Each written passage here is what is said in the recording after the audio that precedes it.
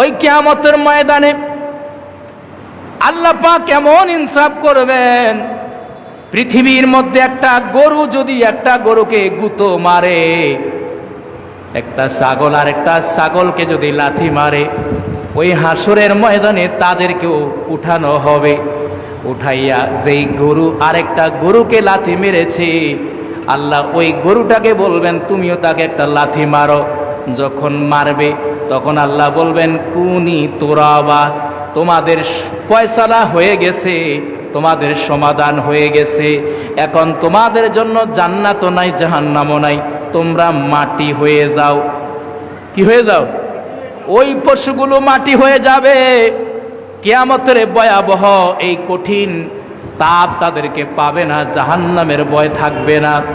এই অবস্থা দেখে যারা দুনিয়ার মধ্যে আল্লাহর নাফরমানি করেছে, যারা ফাসিকি করেছে, গুনাহ করেছে, অপরের ক্ষতি করার জন্য সর্বদা নিজেকে নিয়োজিত রেখেছে, মানুষের ক্ষতি করেছে, উপকার করে নাই, নিজেকে গুনার কাজে ব্যস্ত রেখেছে, ওই পশুগুলোর অবস্থা দেখে সে তখন আফসোস করবে, আল্লাহ আমি যদি মানুষ না হয়ে আমি যদি মাটি হয়ে যেতাম। কাজে আসবে? 2 নাম্বার আফসোস করবে যখন তাদের সামনে জাহান্নামকে উপস্থিত করা হবে। জাহান্নামকে উপস্থিত করার পর তারা বলবে, হায় রে, দুনিয়ার জমিনে থাকা অবস্থায় যদি আমাদের আমল নামাগুলো আমাদেরকে দেখানো হতো, আমরা যদি দেখতে পেতাম, তাহলে তো আমরা এই আযাবের সম্মুখীন হতাম না। এই আফসোস করবে। আফসোস করে লাভ হবে? আপনি কি গুনাহ করেছেন এটা কি আপনি জানেন না? আপনার গুনাহ হয়তো আপনার স্ত্রী জানে না, আপনার সন্তান জানে না, তো আপনি তো জানেন। আপনি এটা ভাবার সময় পান নাই। দুনিয়ার মধ্যে আপনি কারো জায়গা দখল করলে, কারো প্রতি অন্যায় করলে মামলা হয়, জেল জরিমানা হয়। দুনিয়ার মধ্যে যদি এই মামলা হয়, জেল জরিমানা হয়, আপনি কি বুঝেন নাই যে আখিরাতেও আপনার এই আমলের হিসাব নিকাশ নেওয়া হবে? এটা কি ভাবার সময় আপনি পান নাই? আল্লাহ পাক বলেন ওয়াজিয়া ইয়াউমাইজিন বিজাহান্নাম, ওই দিন জাহান্নামকে হাসরের ময়দানে প্রেজেন্ট করা হবে। ইয়াউমাইজিন ইয়াতাযাক্কারুল ইনসানু আন্না লাহু যাকিরুন, ওই দিন মানুষ স্মরণ করবে কিন্তু সেই স্মরণ তার কোনো উপকারে আসবে না। ইয়াকুল ইয়া লাইতানি কদ্দামতু লি হায়াতি, তখন সে আফসোস করবে, হায় রে, আমি যদি আমার দুনিয়ার জীবনে থাকা অবস্থায় কিছু ভালো আমল পাঠাইতাম, আমি যদি দোকানপাটে আড্ডা না দিয়ে, আমি যদি রাস্তাঘাটে অযথা সময় নষ্ট না করে, দেশের জনগণের ক্ষতি না চিন্তা না করে, দেশের জনগণের ক্ষতির চিন্তা না করে আমার নিজের সরকায় আমি তেল দিতাম। তুমি কিসের পিছনে দৌড়াচ্ছ? কার পিছনে দৌড়াচ্ছ? কেউ তোমার নয়, একমাত্র তুমি নিজে যা করো সেটাই তোমার। ঠিক না বেঠিক? কার পিছনে দৌড়াচ্ছ? কার কথায় উঠছো বসছো? তোমার হায়াত তো সে দেয় নাই, তোমার রিজিক তো সে দেয় নাই, তোমার বাড়ি গাড়ি, তোমার সুস্থতা অসুস্থতা তো সে দেয় নাই, তোমার সব কিছু দিয়েছেন যিনি, তিনি কে? তুমি সেই আল্লাহর হুকুম মতো না চলে তুমি কার কথায় উঠছো বসছো? কার চিন্তায় সময় নষ্ট করছো? অয়েল ইউর ওন মেশিন, এখনো সময় আছে, নিজের সরকার কি দাও, তেল দাও। আল্লাহ দিন বলবে ইয়াকুলু ইয়া লাইতানি কদ্দামতু লি হায়াতি, হায়রে, আমি আর আমার হায়াতে থাকা অবস্থায় আমি কিছু আমল কেন আখিরাতের জন্য পেশ করলাম না। 3 নাম্বার আফসোস করবে কিয়ামতের ময়দানে যখন আমলনামা দেওয়া হবে, কারো আমলনামা ডান হাতে দিবে, কারো আমলনামা দেওয়া হবে বাম হাতে। যখন ওই ডান হাতে আমলনামা দেওয়া হবে তখন ওই বুঝতে পারবেন আপনার ঠিকানা হলো জান্নাত। আর যখন বাম হাতে দেওয়া হবে, কেমনে দেওয়া হবে? এই বাম হাতটা বুকের মধ্যখান দিয়ে বুক ছিঁড়ে বাম হাতটা পিছন দিক থেকে বের করবে, বের করে পিছন দিকে আপনার বাম হাতে আপনার আমলনামা যখন দেওয়া হবে, বাম হাতে আমলনামা দেওয়ার পরে আফসোস করবে, হায় রে, আমি যদি এই আমল নামা হাতে আসার আগে আবারও মরে যেতাম, আমি যদি শেষ হয়ে যেতাম, আমি যদি ধ্বংস হয়ে যেতাম, আমাকে এগুলা দেখতে হতো না। আল্লাহ রাব্বুল আলামিন বলেন, ফায়াকুলু ইয়া লাইতানি লাম উতা কিতাবিয়া ওয়ালাম আদরি মা হিসাবিয়া ইয়া লাইতাহা কানাতিল কাদিয়া মা আগনা আন্নি মালিয়া। কিন্তু যার আমল নামা তার বাম হাতে দেওয়া হবে, সে বলবে, হায় আমাকে যদি এই আমল নামা দেওয়াই না হতো, আমাকে যদি এই আমল নামা দেওয়াই না হতো, আমি যদি না জানতাম আমার হিসাব কি হবে, আমার মৃত্যু যদি আমার শেষ হয়ে যেত, আমার মৃত্যু যদি ধ্বংস হয়ে যেত আর হিসাব নিকাশের সম্মুখীন না হতাম, তাহলে আমার জন্য কত ভালো হতো। ওই আফসোস করে ওই দিন কোনো কাজে আসবে না। ঠিক না ভাই? ঠিক। 4 নাম্বার আফসোস করবে।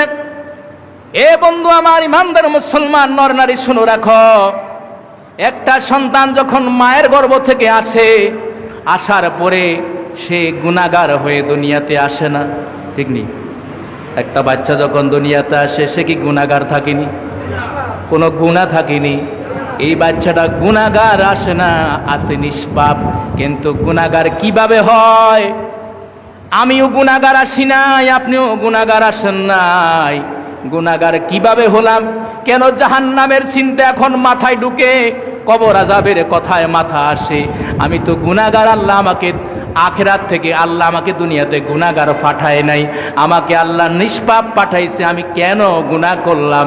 বলে এই গুনাহ কারণ হচ্ছে হয়তো তোমার মায়ের কারণে, অথবা বাবার কারণে, অথবা ভাইয়ের কারণে, অথবা বন্ধুর কারণে, অথবা পরিবেশের কারণে তুমি গুনাহগার হয়েছো। ঠিক না বেঠি? ঠিক কিনা? আল্লাহ আমাকে গুনাহগার পাঠায় নাই তো? পাঠাইছি। আল্লাহকে কিভাবে দোষারোপ করব? কিভাবে বলবো আল্লাহ তুমি তো আমাকে গুনাহগার পাঠাইছো, এখন কেন আমাকে জাহান্নাম দিচ্ছ, কেন আমাকে হাসুরের আযাব দিচ্ছ? আল্লাহ বলবেন, আমি তোমাকে গুনাহগার পাঠাই নাই, আমি তোমাকে নিষ্পাপ পাঠাইছি। আমি নবী পাঠাইছি, আসমানে কিতাব দিয়েছি, বারবার করে বলেছি এই কাজ করলে জাহান্নামে যাবে, এই কাজ করলে কবর আযাব পাবে, আর এই কাজ করলে জান্নাত পাবে। আমি তো এটা বলে দিয়েছি। তোমাকে নিষ্পাপও পাঠাইছি, তুমি আমার কথা শুনো নাই, তুমি শুনেছো আরেকজনের কথা, বাবার কথা, মায়ের কথা, বন্ধুর কথা, নেতার কথা। তারা যেভাবে বলেছে সেভাবে করেছো। এখন আমাকে দোষ দিয়ে লাভ নাই, আমি ইনসাফ করব। তুমি অন্যায় করেছো, অন্যায়ের শাস্তি তোমাকে পেতে হবে। ঠিক না ভাই? ঠিক। এজন্য রাসূলুল্লাহ সাল্লাল্লাহু আলাইহি ওয়াসাল্লাম, আল্লাহ রাব্বুল আলামিন পবিত্র কোরআনে কারিমে বলেন, ইয়াউমা ইয়াদু যালিমু আলা ইয়াদাইহি ইয়াকুলু ইয়া লাইতানি আত্তাখাযতু মা'আস সাবিল মা'আর রাসূলি সাবিলা ইয়া ওয়াইলাতা ইয়া লাইতানি লাম আত্তাখিয ফুলানান খালিলা লাকাদ আদাল্লানি আনি যিকরি বা'দা ইযআনি ওয়া কানা শাইতানু লিল ইনসানি খাযুলা।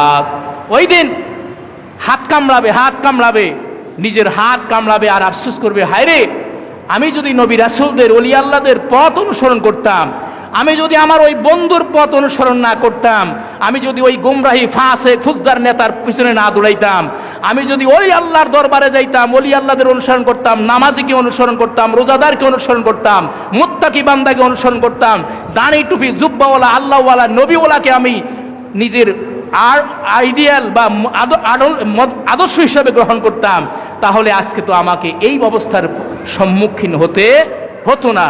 তখন কি করবে? আফসোস করবে। রাসূল সাল্লাল্লাহু আলাইহি ওয়াসাল্লাম বলেন, লা তুসাহিব ইল্লা মুমিনান। শোনো, তোমরা বন্ধু বানাবে, এটা আমরা সামাজিক জীব, সমাজে চলতে হবে।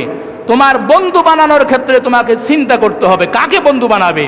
তুমি মুসলমান, তুমি ইমানদার, তোমার বন্ধু হবে আরেকজন ইমানদার, তোমার বন্ধু হবে আরেকজন নামাজি, তোমার বন্ধু হবে একজন হালাল খাওয়াওয়ালা, তোমার বন্ধু হবে একজন মুত্তাকি, তোমার বন্ধু হবে একজন আল্লাহওয়ালা। তুমি যদি তাকেই বন্ধু বানাইতে পারো, তখন তোমার দুনিয়াতে শান্তি, আখিরাতে মুক্তি দিবেন কি? এবং বলেন, ওয়ালা ইয়াকুল তুআমাকা ইল্লা তাকিয়ুন। তোমরা তোমাদের ঘরে দাওয়াত দাও, তোমার পকেটের টাকা আরেকজনকে হাদিয়া দাও, এই দাওয়াত হাদিয়া তোমার অর্থ আরেকজনকে খাওয়াও, যা কিছু এই খাওয়া দাওয়া হচ্ছে, লা ইয়াকুল তুআমাকা ইল্লা তাকিয়ুন, কোন মুত্তাকি বান্দা ছাড়া তোমার খাবার কাউকে খাওয়ায়ও না। কথাটা রাসূলের, মুত্তাকি বান্দা ছাড়া কাউকে খাওয়ায়ও না। সেই মুত্তাকি কিনা, আল্লাহওয়ালা কিনা, আল্লাহওয়ালা কিনা, নবীওয়ালা কিনা, তোমার কষ্টার্জিত অর্থ তাকে ছাড়া কাউকে খাওয়াইও না, এটা আমার রাসূল বলেছেন। কিন্তু আমরা কি তার মধ্যে আছি? নাই। আল্লাহ রাসূল আরেকটা বলেন, আর রাসূল ওয়ালা দিন খালিলিহি ফালিয়ানজুর আহাদুকুম মাইয়ু খালিল। বলেন ব্যক্তি তার বন্ধুর প্রভাবে প্রভাবিত হয়। বন্ধু যদি গাঁজাখোর হয়, একজন ভালো মানুষও গাঁজাখোর হওয়ার সম্ভাবনা আছে কিনা? বন্ধু যদি ইয়াবাবাখোর হয়, আপনি তাকে বন্ধু বানাইলে একদিন আপনি না খাইলেও খাইতে হবে, কি হবে না? বন্ধু যদি বখাটে হয়, সমাজের কুৎসি, সমাজের একজন খারাপ মানুষ হয়, আপনি তার উপর বাহ্যিক অবস্থা দেখে, অর্থ দেখে তাকে বন্ধু বানাইলেন, আপনার দুনিয়া বরবাদ। একদিন আপনি বিপদে পড়বেন, ওই বন্ধু আপনার পাশে দাঁড়াবে না। ঠিক না বে ঠিক? বন্ধু বানাইতে সতর্ক থাকতে হবে। ঠিক না বে ঠিক? আল্লাহর এরপরে আপনার 5 নাম্বার আফসোস করবে কিয়ামতের ময়দানে। এখন তো আমরা বলি, শুনো নবী রাসূলদের অনুসরণ করো, আল্লাহর হুকুম মানো, বলি কি বলি না? তখন আপনি তো মোল্লারা কত কথাই কয়, মোল্লার কথা কি সব শোনা যায় নাকি? মোল্লার দর মসজিদ পর্যন্ত কয় কি কয় না? কয় কি কয় না? আরে বেটা, মোল্লার দর মসজিদ পর্যন্ত। মসজিদে আসলে পাওয়া যায় কাকে? কথা কয় না? মসজিদে আসলে কাকে পাওয়া যায়? আল্লাহর সে ক্ষমতাবান আর কেউ আছে? তোমার হায়াত মৌত রিজিকের মালিক যে আল্লাহ, মোল্লা সেই জায়গায় যায়। তুমি মোল্লাকে গালি তো দিচ্ছ না, তুমি মোল্লাকে গালি না দিয়ে পারলে নিজেও মসজিদে যাও। কথা কয় টাকা? মোল্লা যেখানে যায় জায়গাটা কি খারাপ না ভালো? বেশি ভালো না কম ভালো? দেশীয় সংসদ বলেন, গণভবন বলেন, রাষ্ট্রপতির ভবন বলেন, সেটা দামি না আল্লাহর ঘর মসজিদ দামি? তো তুমি মোল্লাকে গালি দিচ্ছ কোনো? মোল্লার দল মসজিদ পর্যন্ত বেটা। মোল্লা যেখানে যায় পারলে সেখানে যাও। আর যদি এটা গালি হিসাবে নাও, তাহলে তুমি ইমান হারা হয়ে যাবে। কথা কয় না কেন? গড়টা কার? তো তুমি ইমান হারা হয়ে যাবে যদি গালি হিসাবে নাও। হ্যাঁ করে বলো, কারণ এটা আল্লাহর ঘর, যে আল্লাহ তোমাকে বানাইছে, এই জবান তোমাকে দিয়েছে। কথা কয় না কেন? মোল্লা তো বলে আল্লাহ রাসূলের অনুসরণ করো, তুমি করো না, ওই দিন হাসর ময়দানে আফসোস করবে, কিন্তু আফসোস করে কোনো লাভ। কথা কোন ঠিক কিনা? ইয়াউমা তাকাল্লুবু উজুহুহুম ফিন্নার ইয়াকুলুনা ইয়া লাইতানা আতা'না আল্লাহ ওয়া আতা'না রাসূল। চেহারা বিকৃত হয়ে যাবে, আরে আল্লাহ, আমরা কেন নবী রাসূলদের অনুসরণ করলাম না? আফসোস করে কোনো কাজ হবে না। 6 নাম্বার আফসোস করবে দুনিয়ার মধ্যে আলেম ওলামারা। এই ভাই, এ পথ অনুসরণ করো, জান্নাতে যাবে। এই পথ অনুসরণ করলে জাহান্নামে যাবে। মোল্লার কথা শুনে নাই, নেতার কথা শুনেছে, বাবার কথা শুনেছে, বন্ধুর কথা শুনেছে। আরে নামাজ পড়ে কে বড় লোক হয়েছে? ওই কি হয় না? নামাজ পড়ে কি হয়েছে? ওই বেটা নামাজ পড়ে ঘরের পানি পড়ে। আর এত নামাজ পড়ে না, 10 তলায় ঘুমায় এসি রুমের ভিতরে, আছে কি নেই? তো তুমি নামাজে হ্যাঁ করেছো, ইমান হারা হয়ে গেছ। আহারে, ওই দিন যখন মোল্লার কথা মতো যারা শুনেছে তারা জান্নাতে বসে থাকবে, আর যারা শুনে নাই তারা জাহান্নাম থেকে। এখানে আছে যারা কেউ শুনে কেউ শুনে না, ঠিক না? দুইজনেই পরিচিত। একজন যাবে জান্নাতে, আরেকজন যাবে কি জাহান্নামে। জাহান্নামে যে যাবে ডাকি ডাকি বলবে, বন্ধু রে, আমার কপাল খারাপ, তুমি মোল্লার কথা শুনে এখন তুমি জান্নাতে, আর আমি কোথায়?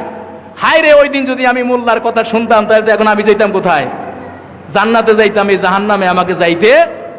আফসোস করবে কি করবে না? কথা কার? লাভ হবে। 7 নাম্বার আফসোস করবে। 7 নাম্বার আফসোস করবে, জাহান্নামের পাশে তাদেরকে নিয়ে গেলে, তাদেরকে দুনিয়া, আল্লাহ যে দুনিয়াতে সবকিছু বলে দিয়েছেন, ওই দিন আল্লাহ জাহান্নামীদেরকে জান্নাতের পাশে নিবে, জান্নাত দেখাবে, জান্নাতীদেরকে জাহান্নাম দেখাবে। তখন জান্নাতি যারা যাবে তারা শুকরিয়া আদায় করবে, আল্লাহ আল্লাহ, তুমি আমাদের নসিব ভালো রেখেছো। জুমার দিনে সবার আগে মসজিদে গেছি, মুয়াজ্জিন আজান দিলে সবার আগে প্রথম কাতারে দাঁড়াইছি। আল্লাহ, তুমি আমাদের নসিব ভালো রেখেছো, রমজানের রোজা রেখেছি, তুমি আমার নসিব ভালো রেখেছো, আমি হালাল খেতে পেরেছি। তুমি আমার নসিব ভালো রেখেছো, আমি ভালো বন্ধু দুনিয়াতে আমার ছিল, যার কারণে আজকে আমি জান্নাতি, ওই কঠিন আযাব থেকে আমি বেঁচে গিয়েছি। শুকরিয়া করবে। আর জাহান্নামীরা আফসোস করবে, জাহান্নামের পাশে যখন, জান্নাতের পাশে যখন নেওয়া হবে, ওই আফসোস ওই দিন কোনো কাজে আসবে। আল্লাহ বলেন ওয়ালাউ তারা ইয ওয়াকিফু আলান নারে ফাকালু ইয়া লাইতানা নুরাদ্দু ওয়া লা নুকাযযিবু বিআয়াতি রাব্বিনা ওয়া নাকুনা মিনা